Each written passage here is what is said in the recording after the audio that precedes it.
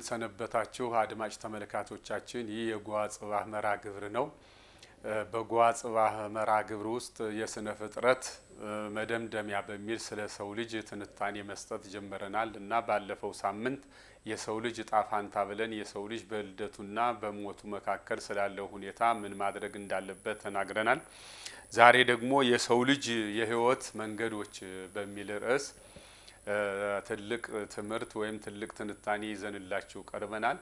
እንግዲህ ባለፈው ትንታኔያችን ስለ ሰው ልጅ ደግነት ስለ ደግነት መንገድ ተናግረናል። አሁን ደግሞ የሰው ልጅ ከሚከተለው አንዱ መንገድ የክፋት መንገድ ነው። እንግዲህ ክፋት ምንድነው ብለን ስንል ነገሮችን ሁሉ በተቃርኖ ማያት ማለት ነው። ማለት የሰው ልጅ ሲፈጠር መልካም ስራ እንዲሰራ ተፈጠረ ለመልካምነት። ነገር ግን ሰው ያንትቶ ከብርሃኑ ይልቅ ወደ ጨለማው መጣ፣ ክፉ ይሰራል እና ክፋት ማለት ምን ማለት ነው ብለን ስንል አጠቃላይ ራስ ወዳድ ከመሆን ይጀምራል ማለት ነው። ስራን ከመጥላት ራስ ወዳድ ከመሆን ስራም ሳይሰሩ ያለውን ነገር ሁሉ የኔ ከማለት ይጀምራል ማለት ነው። አንድ ሰው በአጠቃላይ ባኗኗሩ በህይወት መስመሩ ራስ ወዳድ ከሆነ እንደገና ስራንም የሚጠላ ከሆነ ራሱንም ወዶ ስራን ጠልቶ እንደገና ጥሩም መኖር ከፈለገ እንግዲህ እዚህ ላይ ክፋት ይጀምራል ማለት ነው። ክፋት ትልቁ የስንፍና መገለጫ ነው። የሰው ልጅ ሲሰንፍ ምንን ይማራል? ክፋት ሲያስብ ይውላል ማለት ነው። መልካም ስራ የሚሰራ ሰው አይምሮ በመልካምነት ሲሞላ በስራ ባተሌ ይሆናል። ነገር ግን የሰው ልጅ ሲሰንፍ ወደ ክፋት ይሄዳል። ምክንያቱም መልካምንም ማሰብ አይችልም እና እንግዲህ ወደ ቆዩ ታሪኮች ወደ ጥንታውያን ታሪኮች ብንሄድ ብዙ ክፉ ስራዎችን እናገኛለን እንደ ምሳሌ ልንጠቅሳቸው የሚችሉ። በእርግጥ እንግዲህ አንድ ሰው የክፋት ምሳሌ ሆኖ መቅረቡ ጥሩ ነገር አይደለም። ቢቻል የመልካም ምሳሌ መሆኑ ተገቢ ነበረ። ነገር ግን እያንዳንዱ በስራው ይገለጻል። መልካም የሰራም በመልካም ስራው ይገለጻል፣ ክፉ የሰራም በክፉ ስራው ይገለጻል። ለመልካም ስራ ምሳሌ ይሆናል። ምሳሌ ስለ ክህደት ስንናገር ስለ አለመታመን ስንናገር ማንንም ሰው ገሌ ይሁዳ ነው እንላለን። ይሁዳ የሚለው ስሙ ትርጉሙ ታማኝ ማለት ነበረ። ይሁዳ የሚለው የስሙ ትርጉም ምን ማለት ነው? ታማኝ ማለት ነበረ። ነገር ግን ይሁዳ መምህሩን ክርስቶስን ስለካደ ሁል ጊዜ ስላለመታመን ጓደኛን ስለ መክዳት ስለ ከሃዲነት ስንናገር ይሁዳ ብለን እንናገራለን ማለት ነው። ስለዚህ ስለ ታማኝነት ደግሞ በታማኝነታቸው እስከ መጨረሻው የሄዱን ይሁዳ ለከሃዲነት ላለመታመን ሲጠቀስ፣ ዮሐንስ ወንጌላዊ ደግሞ ስለ ታማኝነት እስከ መጨረሻው እስከ መስቀሉ ስር ታምኖ እስከ መገኘት ድረስ ይጠቀሳል ማለት ነው። እና ወደ ቆየ ታሪክ ስንሄድ እንግዲህ በፋርስ ሀገር ያለ አንድ ታሪክ አለና አርጤክስስ የሚባል ንጉስ ነገሰ እና አንድ ባለሟል ነበረው ሃማ የሚባል። ሃማ በተፈጥሮው ተንኮለኛ ሰው ነው እና ተተንኮለኛነቱ የተነሳ ብዙ ሰው አይወደውም እና በማህበረሰቡ ዘንድ ክብር ሞገስ አልነበረውም። ግን አንዲት አጋጣሚ ያገኘና ወደ ቤተ መንግስት መጣ። እንዴት ነው? የንጉሱ ጠባቂዎች የአርጤክስስ ገበታና ታራ የሚባሉ ጃንደረቦች ነበሩ። ንጉሱን መርዘው ለመግደል አሴሩ እና አንድ ይሁዲ ወይም ቤተ እስራኤላዊ የሆነ ሰው መርዶክዮስ የሚባል የአስቴር አጎት ነበረ። ብዙ ጊዜ በቤተ መንግስት አካባቢ አይጠፋም ነበር።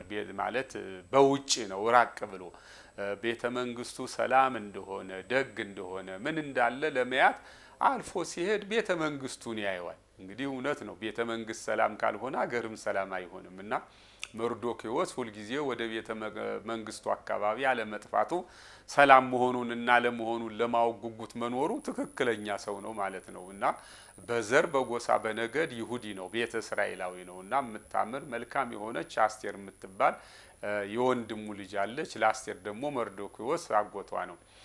ስለዚህ ምንድነው እንግዲህ ስለ ክፋት ተሆነ ምን ተነትነው ሁለቱ ሰዎች ንጉስ አርጤክስስን መርዘው ሊገሉት ሲሉ ማን ያውቃል? መርዶክዮስ ያውቃል።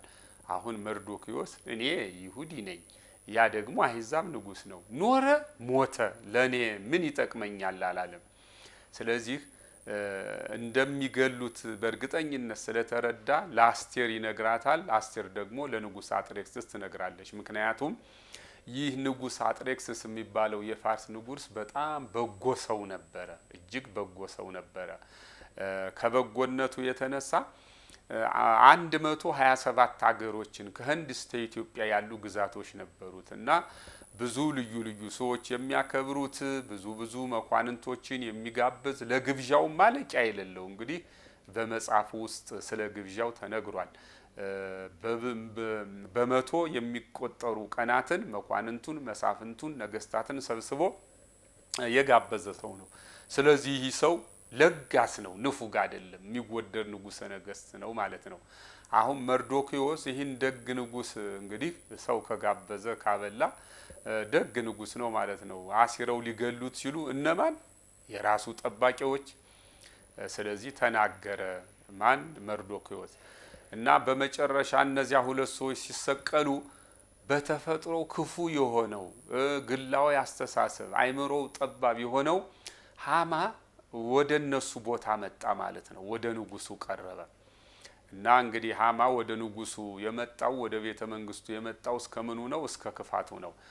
አሁን መርዶክዮስ በቤተ መንግስት አካባቢ ይወጣ ይወርድ ያልፍ ስለነበረ አልፎ አልፎም ቁጭ ስለነበረ ይህን ቤተ እስራኤላዊውን ንጉሱን ከሞት ያዳነውን ሰው ማያት አይፈልግም እና ምንድነው ሃማ አሁን አዲስ ሹመት ሲያገኝ ሰው ሁሉ ይሰግድለት ልክ እንደ አምላክ ያየው ነበረ። መርዶክዮስ ግን ለዚያ ሰው ለሃማ ለመስገድ ሃይማኖቱ ስለማይፈቅድለት በፍጹም ስግደት አይሰግድለትም ነበርና ያጠፋው ዘንድ ያስወግደው ዘንድ ስለ ሰውየው ማንነት ተረዳ። ሲረዳ ቤተ እስራኤላዊ መሆኑን አወቀ እና አሁን ሃማ ምንድነው ያደረገው? ንጉሱን አስፈቅዶ ባጀት አስበጅቶ ሁሉንም በፋርስ ሀገር የሚኖሩ ቤተ እስራኤላውያንን ለማጥፋት ነው የተነሳው። እንግዲህ አንድ መርዶክዮስን ስለጠላው በፋርስ የሚኖሩትን እጅግ ብዙ ቤተ እስራኤላውያንን ለማጥፋት ወሰነ። ንጉሱንም አስፈቀደ። እንግዲህ ይሄ አያቸው አንድ ሰው ተንኮለኛ ከሆነ እንዴት አንድ ሰው ተንኮለኛ ነው ባላንጣያ ነው ብሎ ካለም አንድ መርዶክዮስን ነበር መግደል የነበረበት። ነገር ግን አጠቃላይ ዘሩን ለማጥፋት ነው ቆርጦ የተነሳው ሰውና እኒ በፋርስ የሚኖሩ ቤተ እስራኤላውያን ደግሞ ከ8ኛው ዓመተ ዓለም እስራኤል ተብሎ የሚጠራው የሰሜኑ የእስራኤላውያን ግዛት በሆሴ ዘመን በ732 ተማርከው ወደ ፋርስ ሲወርዱ በዚያው የቀሩ ቤተ እስራኤላውያን ናቸው። ያልተመለሱ ነገዶች ናቸው 9 ነገድ ተኩል እና በፋርስ እጅግ ብዙ ቤተ እስራኤላውያን ነበሩ። አሁን ሃማ ሁሉም ይሞቱ ዘንድ ደብዳቤ ያወጣ፣ ደብዳቤ ላከ ለየአካባቢው ገዥ እና ትልቅ ሁከት ሆነ። እንግዲህ ባጭሩ ለመናገር ምንድነው ሃማ ይህን ሰው ለመስቀል ልዩ ልዩ ምክንያቶች ፈለገና በቤቱ ውስጥ ይሰቅለው ዘንድ እርዝመቱ 50 ሜትር የሚሆን መስቀያ ግንድ አዘጋጀ። ነገር ግን ንጉሱ ከእለታት አንድ ቀን እንቅልፍም ቢያለውና ምን ማንበብ ጀመረ? እስኪ አንቡልኝ ታሪክ አለ። ታሪክ ሲተረክ ምንድነው ሁለቱ ታራና ገበታ የሚባሉ ጃንደረቦች ጠባቂዎቹ መርዘው ሊገሉት ግን አንድ መርዶክዮስ የተባለ ሰው እንዳዳነው ተነበበለት። ለመሆኑ ለዚህ ሰው ምን ተደረገ አለ ባለሟኑን። ምንም አልተደረገም አለ።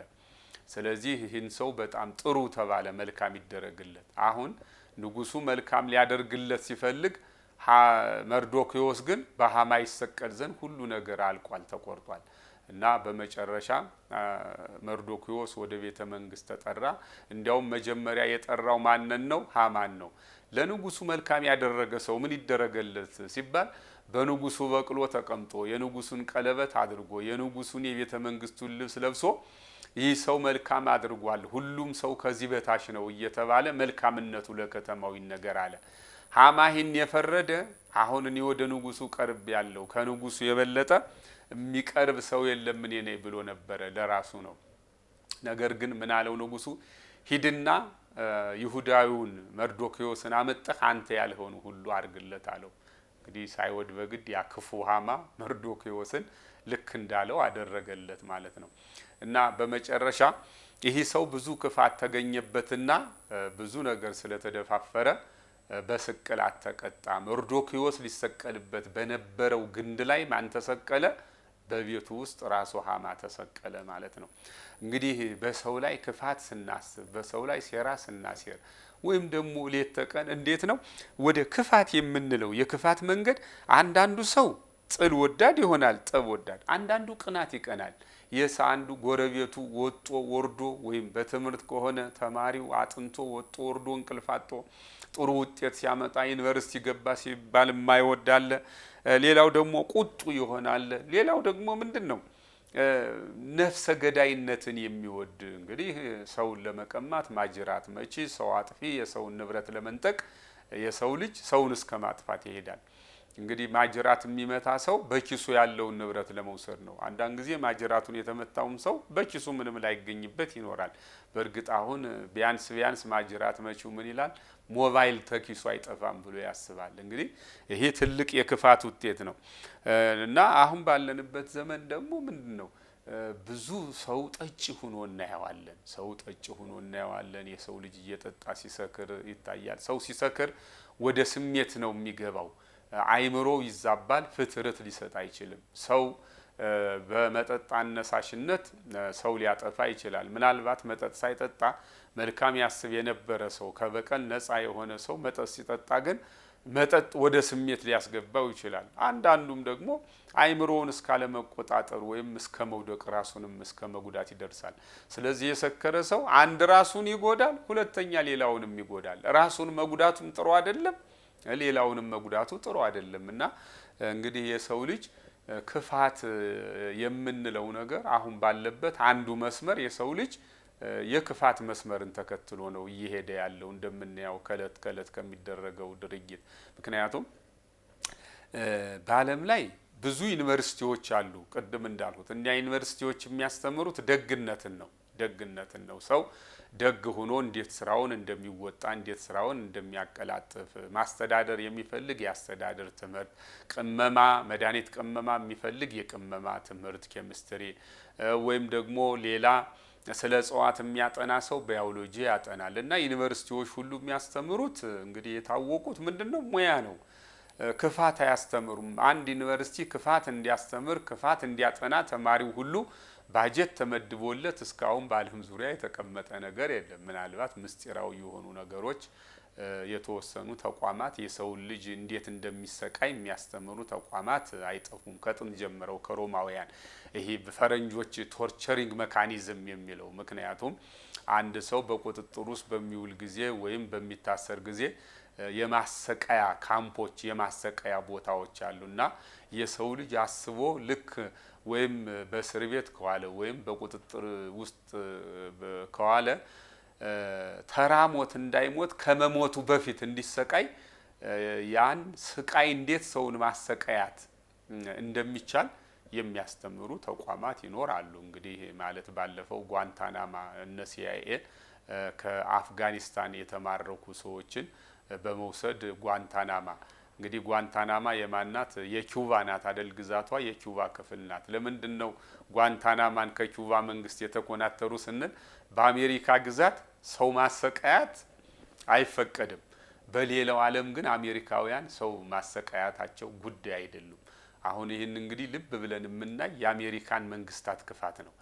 የራሳቸው ሀገር ገነት ስለሆነች ሰው የሚሰቃይባት አይደለችም። ሌላው ግዛት ግን ሲኦል ስለሆነ የነሱም ሰው እንደ ዲያብሎስ ሆኖ ሰው እንዲያሰቃይ ፈቅደዋል ማለት ነውና እንግዲህ ክፋት እንዲያው በዩኒቨርሲቲ ደረጃ በተቋም ደረጃ ካል ምናልባት የጸጥታ ኃይሎች ሰውን እንዴት እንደሚያሰቃዩ ሰውን እንዴት እንደሚመቱ ሰውን እንዴት ህመሞቱ በፊት እኮ ነው እንግዲህ ያ ሰው የማይፈለግ ከሆነ እንዲሞት ከሆነ በሰላም ቢሞት ጥሩ ነበረ። ግን ከመሞቱ በፊት ሰውን ማሰቃያት ይሄ መጥፎ የሆነ የክፋት ጥግ ነው።